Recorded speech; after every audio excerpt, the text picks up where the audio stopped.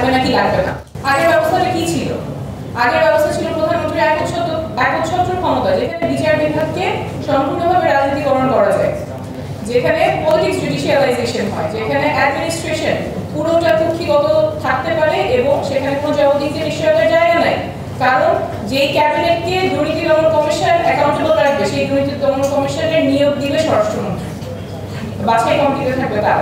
অর্থাৎ আমার কোনো মন্ত্রী দুর্নীতি করছে কিনা সেটা তো দেখবে দুর্নীতি দমন কমিশন, কিন্তু দুর্নীতি দমন কমিশনের যে কমিশনার তার নিয়োগ আবার সেই ক্যাবিনেট থেকেই হবে। যাকে আমি দায়বদ্ধ রাখবো সেই যদি আমার নিয়োগ দেয় তাহলে আমি তার দায়বদ্ধতা কিভাবে নিশ্চিত করবো? সেটাই ছিল আমাদের ব্যবস্থা।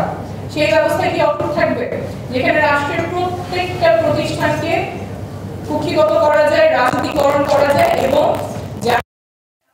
যারা ক্ষমতাসীন আছেন, রাজনীতিবিদরা যারা আছেন এবং রাজনীতির কাছাকাছি পাওয়ার কাছাকাছি যে মানুষগুলো আছেন, ব্যবসায়ী হতে পারে, মিডিয়া হতে পারে, যে তাদের পক্ষ হয়ে রাষ্ট্রের প্রতিষ্ঠানগুলো কাজ করবে। সেই ব্যবস্থায় কি আমরা থাকবো নাকি নতুন ব্যবস্থায় যাবো, যেখানে নতুন ব্যবস্থায় রাষ্ট্রের প্রতিষ্ঠানগুলো রাষ্ট্রের নাগরিকের হয়ে কাজ করবে?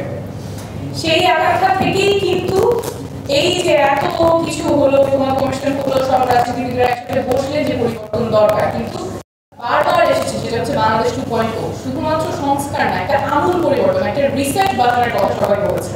সেই এসেছে কমিশনে, সেটা নিয়ে ডিবেট থাকতে পারে এবং আছে অনেকগুলো হতাশার জায়গা আছে।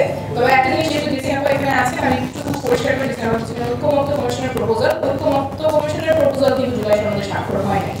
যেমন আর্টিকেল 70 নিয়ে হাউসে অনেকগুলো মতামত ছিল, বিভিন্ন রাজনৈতিক দলের বিভিন্ন ধরনের মতামত ছিল। কেউ কেউ চেয়েছিলেন, যেমন জাতীয় নাগরিক পার্টির পক্ষ থেকে আমরা চেয়েছিলাম যে আর্টিকেল 70 থাকবে না, যাতে যারা জনগণের প্রতিনিধিত্ব করবেন সংসদে, যারা জনগণের ভোটে নির্বাচিত হয়ে সংসদে যাবেন, তারা স্বাধীনভাবে ভোট দিতে পারবেন, তারা দলের পক্ষ হয়ে ভোট দিতে হবে এরকম বাধ্যবাধকতা যাতে না থাকে, তারা স্বাধীনভাবে জনগণের প্রতিনিধিত্ব করতে পারেন, দলের প্রতিনিধিত্ব যাতে না করতে পারে। তো আমরা চাচ্ছিলাম আর্টিকেল 70 সম্পূর্ণভাবে যাতে বাতিল হয়। আবার ডিএপি যাচ্ছিল না, এখানে 4টা এক্সেপশন থাকে। ঐক্যমত্য হলো যে ঠিক আছে 2টা এক্সেপশন নিয়ে আমরা এটা সনদে সন্নিবেশিত করবো। তো তাহলে ওইভাবেই তারপরে যখন সব রাজনৈতিক দলের সাফিসিয়েন্ট কনসেনসাস হলো যে 2টা এক্সেপশন থাকবে আর্টিকেল 70, সেটার পরে সনদে ঢুকেছে সোশ্যাল। যে জিনিসগুলো এসেছে সেটা কিন্তু রাজনৈতিক দলের ঐক্যমতের ভিত্তিতে।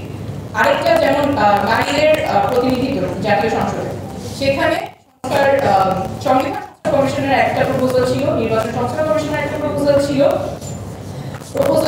যে সংরক্ষিত আসন 50 থেকে 100-তে উন্নীত হবে এবং 100 আসন সরাসরি নির্বাচন এর মাধ্যমে নারীরা সংসদে যাবে। পদ্ধতি 2টা কমিশনের 2 রকম ছিল। সেটা কিন্তু ফাইনালি আমাদের যে জুলাই সনদ এখানে পৌঁছায়নি, কারণ রাজনীতিবিদেরা এই জায়গায় একমত হতে পারে। এখানেও যদিও বিএনপি 2001 সালে তাদের যে সংরক্ষিত নারী আসনে সরাসরি নির্বাচনের কথা 2025 সালে এসে তারা বলেছেন যে এটা সম্ভব না। 2001 সালে যে পরিস্থিতি দেওয়া ছিল তখন যদি সেটা বাস্তবতা থেকে থাকে, 25 সালে তো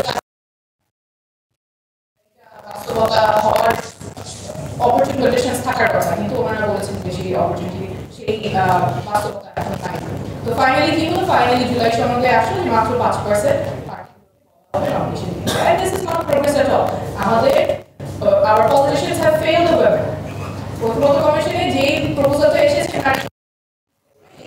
politicians have failed the women, মাত্র 5% এই স্টেটাস হয়েছে। It's not progress at all. কিন্তু যেটা আসছে সেটা রাজনীতিবিদরা যতবার ঐক্যমত হতে পেরেছে তার ভিত্তিতে এসেছে। এখন শেষ কথা যেটা, সেটা হচ্ছে সনদের বাস্তবায়ন নিয়ে কথা বলতে হচ্ছে। যে কোনো সনদের বাস্তবায়ন তো থাকার কথা, বাস্তবায়ন না হলে সেই সনদটা এত কথা বলবে না। কারণ বাস্তবায়নের রূপরেখা না থাকলে তো আর সেই সনদে সই করা না করা প্রায় একই কথা।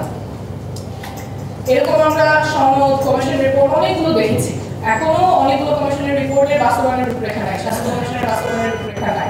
ঐক্যমত্য কমিশন যেভাবে এত ইনভেস্ট করা হলো, সবাই সময় দিলেন, সবাই এটার প্রতি মনোযোগ দিলেন, এত সিনসিয়ারিটি নিয়ে সবাই আলোচনা করলেন, সেটারও বাস্তবায়নের রূপরেখা নিয়ে আলাদা করে কথা বলতে হচ্ছে, আলাদা করে স্ট্যান্ড নিতে হচ্ছে।